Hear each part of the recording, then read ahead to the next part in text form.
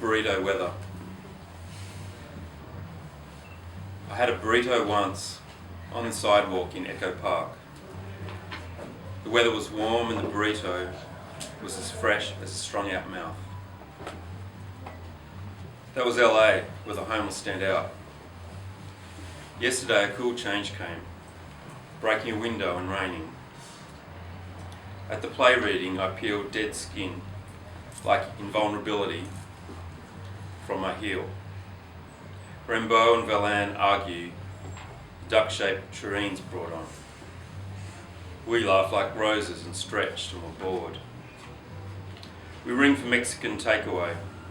Summer's been cancelled again, like toothpaste or yogurt with skim lies. And while I wait for you, I pluck a guitar string. I could go to the Galleon.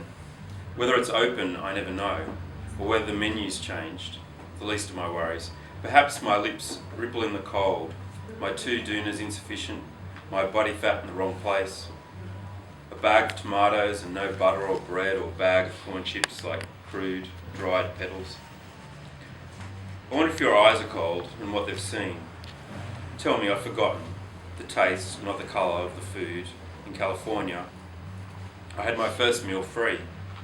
It had a little blue piece of sponge in it. Hollywood isn't the place for anything I wanted, except cookies, of course. There was too much mustard on the ham pide today, maybe because the painter made it. And daytime repeats that I don't want to get hooked on, predictable, sentimental and well acted, kept me from reading his ambivalence letters. Nerve has to be isolated before I can do the fearful, push the glowing buttons, all the while breathing through the nose. Last night's tremor, the glass shattered in the stairwell, swept up, splashing cars and the rusty bike chain that creaks like the petals and the dialogue in the someone famous story.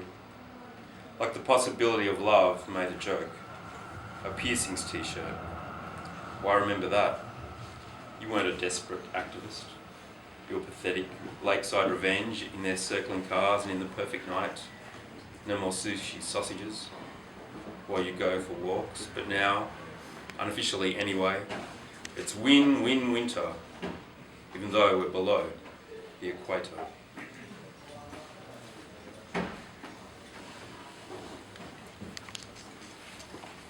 This is, I guess, metafictional.